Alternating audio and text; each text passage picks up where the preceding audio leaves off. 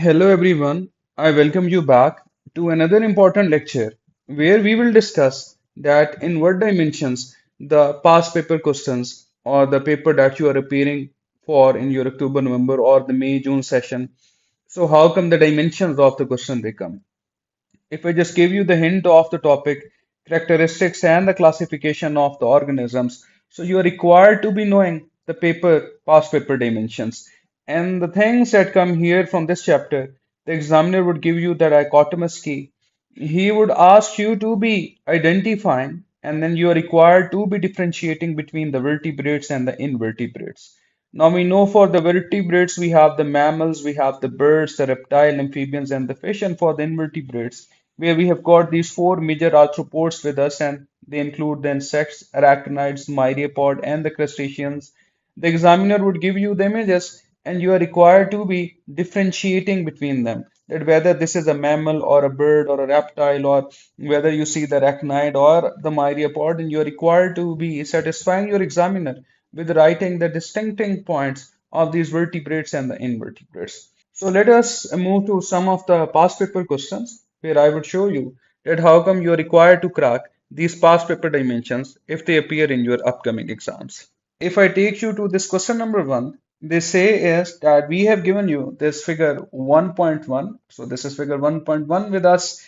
And here they have shown you total of seven marsupial mammals. And if I were to show you, so these marsupial animals, this is A, we have got B, we have C. Then we have this D with us. Then here marsupial E comes, and then we have got this F coming, and then at the end they have given you this G marsupial animal. If we were to go on to the question, so for the first part, they say is that you have to state one visible feature that could be used to identify the marsupial as a mammal. So if I were to recall some of the points from the mammal, so you know that they have the external ears in them, their body would be covered with fur or with hairs, they have got the mammary glands to feed their young ones, and the female individuals, they have the placenta on the inside of their body to be developing their offsprings or the young ones. So if we just look on toward the diagram of all of these marsupials, so the characteristic that we see visible in all of them would be their external ears or the external pinnas. So that is why the answer would be that they have one common visible feature among them, and that is the external ear. Now, if we come toward the second part, now this is actually a dichotomous key that we have to be following all of the instructions which are given in the table, and by that we would be identifying each and every individual marsupial animal which they have given us at the top. So they say is that you have to use the key, and by that you are required to be identifying each species. And then they say is that you are required to be writing the letter of each of the species that is given from A to G, and then we have to do it into their correct box beside the key. So here they have given you the box at the end where we have to identify each of the marsupial species, and then we have to be writing the letter for them. And the examiner is being kind with us, and they have done one for you. And if you just look on toward the 6B part, so they say that if there are no white band across the back and the chest, so that animal is G, and the genus is Deciurus maculatus. So this means that we there and then have to put a cross here in order to avoid the confusion. And rest of the letters that we are given as A, B, C, D, E, and F, so we have to be using them for the identification of the animals.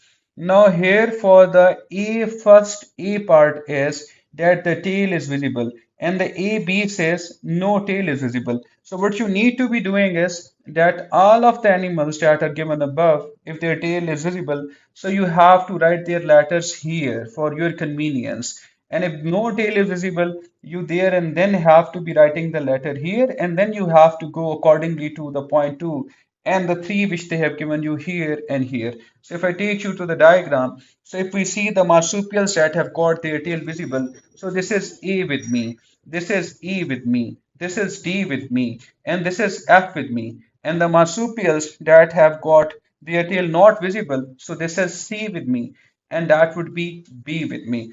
So I have written it there and then that the ones with the tail available, that is A, E, D, and F, and with no tail being visible, so this is B and C. Now I have to stick with these letters and then I have to go to the point 2, and I would not stop until or unless I have filled all the letters which are given at the end. So if I just come on to word point number 2, so here they say is that you are required to be identifying the animals whose back feet are at least twice as long as the front feet. And the 2B part says that you have to be identifying those marsupials whose back feet and the front feet they are of the similar length.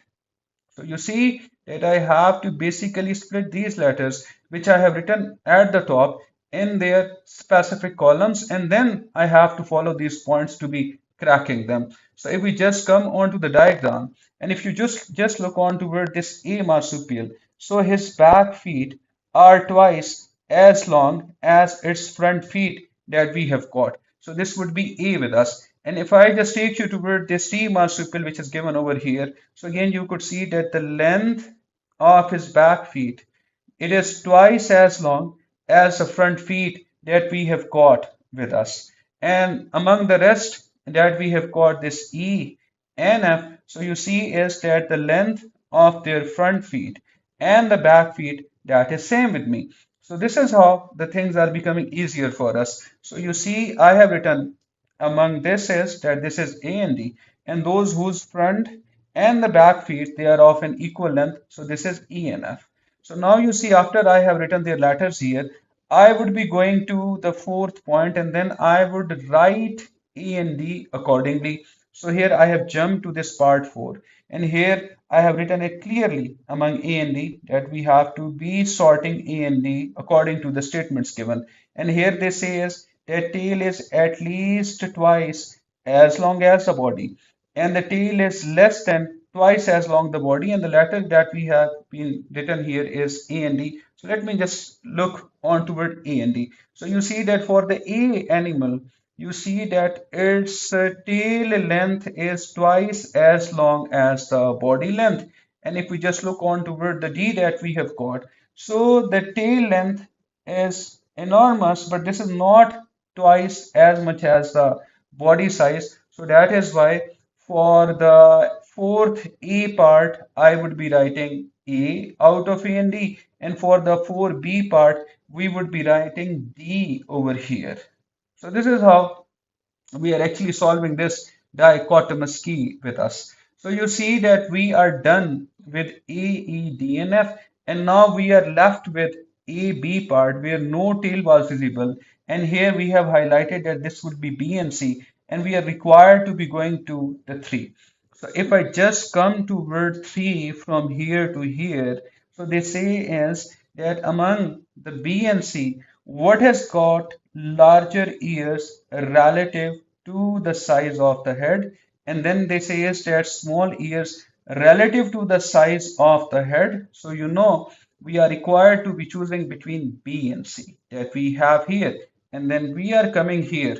So you see as that among the B and C, so you see that the C has got enormous size of the ears and this B has got less size of the ears. So that is why for this point, the letter that we have identified, so this is a C with me. And for the second, where there are small ears comparative to the size of the head, so you see that this marsupial has got ears small comparative to the size of head. So that is why we are writing B letter here. So this is how we are required to be cracking the dichotomous keys. Now, if we come on to word question number 2 that actually came in May, June 2016, and you know the course code is 0610. They say is that figure 2.1, which they show you at the bottom, as this is an electron micrograph of what? The bacteria, and the genus of the bacteria is Vibrio, and the species is Cholerae with us. Now, if you were to clearly see that these bacteria, they have got these finger-like projection kind of a thing, or there is an elongation getting out of these bacterial cells, and we refer to them as the flagellum, we say. Now here they ask is for the A first part, that the bacteria they are the prokaryotes, and by the prokaryotes simply we mean the bacteria. They ask for 2 marks as that state two distinguishing features of all the prokaryotes. Now, what you need to be keeping it in your mind is that the bacteria they have the cell wall, then they have got their cell membrane, then they would have their circular DNA that is not enclosed by the nucleus. These bacteria they have got small ribosomes in them, and some of the bacteria, not all the bacteria have plasmids in them. So this would mean that the features that apply to all the prokaryotes of the bacteria are the presence of the cell wall, the presence of the cell membrane, no nucleus bound circular DNA, and these small ribosomes. So any of the points you could write it over here. So as I have written that all of the prokaryotes they would have no true nucleus or no nuclear membrane would be present in them, but rather it would be absent. And any of the bacteria does not have any of the membrane-bound organelles. Like if we talk about the eukaryotes, their mitochondria and the chloroplasts, they are membrane-bound or double membrane organelles, but these bacteria have not got them.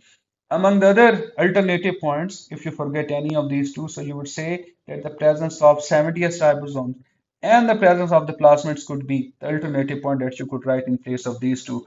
For 1 mark, they ask is that the bacteria which they have shown you in figure 2.1, they have the flagellum. As I have highlighted it earlier, that this was their flagellum. And you see that this flagellum, it would provide the bacteria an ability to be moving or to be swimming. So since they have asked you to be suggesting the function of the flagellum in bacteria, so the answer is this with us.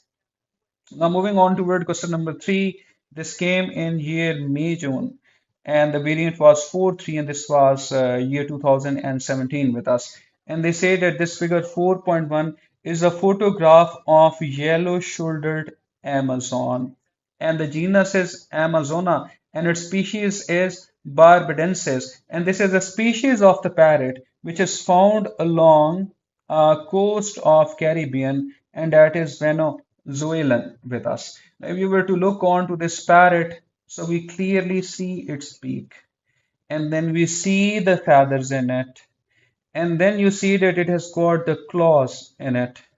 And these are the characteristic features of the birds with us. Now, here they say is for 2 marks that state the vertebrate group that includes this parrot, and you are required to be giving two features that are used to classify these animals into the group. So, in your classes, the teachers may have told you that among the vertebrates, we have got mammals, we have got birds, we have got reptiles, we have got amphibians, and we have got fish. So, the vertebrate group is the bird with us. And the feature that we could see in the diagram is that their body is covered with the feathers.